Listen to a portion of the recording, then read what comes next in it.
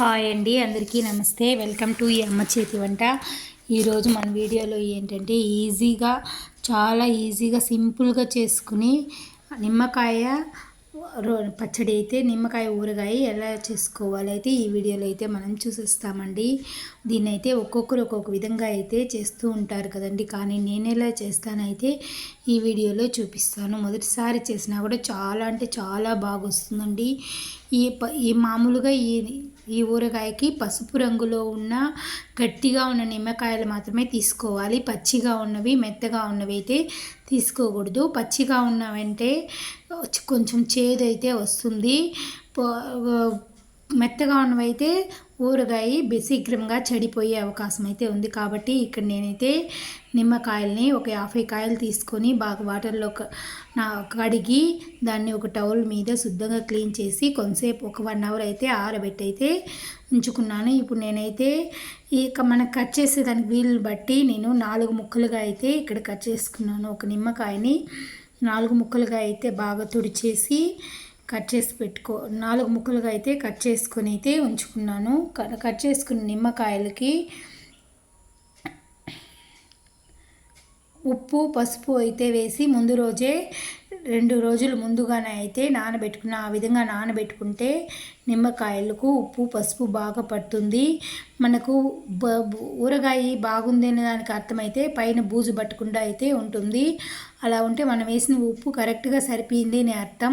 ఒకవేళ పైన కొంచెం బూజుగా వస్తే మనం ఉప్పు తక్కువ అయింది కాబట్టి ఉప్పు కొంచెం ఎక్కువగా వేసుకోవాలని అయితే అర్థం. అలా వేసుకుంటే ఊరగాయ చెడకుండా బాగుంటుంది.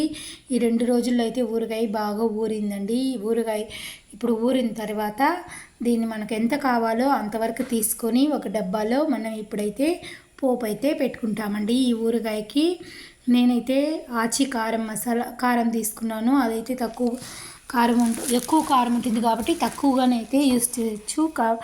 ఆచి కారం అయితే వేసుకొని ఇప్పుడు మనమైతే తిరగబాతు అయితే చేసుకుంటాము. దీనికి పోపు పెట్టుకునేదానికి బాండాలి పెట్టి ఆవాలు మెంతులు అయితే బాగా వేయించుకొని ఆవాలు మెంతులు చిటపట అన్నాక వేసి రోట్లో వేసి అయితే దంచుకొని పొడి చేసుకొని పెట్టుకున్నాను. ఇప్పుడైతే ఆయిల్ వేడి చేసేసి అందులో ఏమి వేయనండి, ఆవాలు ఇంగు మట్టం వేసి ఆవాలు చిటపట్టిన తర్వాత ఆ నూనెని అలాగే వదిలేసి 1/2 అవర్ బాగా చల్లారిన తర్వాత మనం ఇక్కడ నిమ్మకాయల బౌల్లో అయితే కారం అయితే వేసుకొని మనం దంచుకున్న ఆవాల పొడి అయితే వేసుకుని కారం తగినంత కారం అయితే వేసుకొని 2 స్పూన్లు వేస్తే మనకు సరిపోతుంది. ఈ ఊరగాయ మనం అట్టే తిరగబాతు చేయకుండా ఉంచుకుంటే 1 సంవత్సరమైనా ఉంటుంది, కానీ తిరగబాతు చేసి పెట్టుకుంటే 1 నెల రోజులు వరకైతే వాడుకోవచ్చు. ఈ పొడిని అందులో ఊరగాయలు అయితే వేసుకొని తర్వాత మనం చల్లారిన తర్వాత నూనె అయితే మనం ఊరగాయలో వేసుకుంటే మనకి ఎంతో టేస్టీ అయిన నిమ్మకాయ ఊరగాయ అయితే రెడీ అయిపోతుందండి.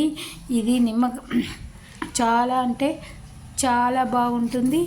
1 నెల రోజులు కాదు, అన్నంలో వేసుకొని నెయ్యి వేసుకొని తింటే అయితే చాలా అంటే చాలా బాగుంటుంది. ఈ వీడియో నచ్చిందంటే మీరు ఒక లైక్ చేయండి. మీకు నచ్చితే లైక్ చేసి మీ ఫ్రెండ్స్కి రిలేటివ్స్కి షేర్ చేయండి. ఈ వీడియోకి ఇంకొన్ని మంచి వీడియోలు చూడాలి అంటే ఈ వీడియోని తప్పకుండా సబ్స్క్రైబ్ చేసుకోండి. Thank you for watching. ఎంతో టేస్టీకరమైన నిమ్మకాయ ఊరగాయ అయితే రెడీ అయిపోతుంది. ఎక్కువ కారం లేకుండా ఉప్పు లేకుండా అయితే చాలా టేస్టీగా ఆరోగ్యానికి ఎంతో మంచిదైన ఈ ఊరగాయని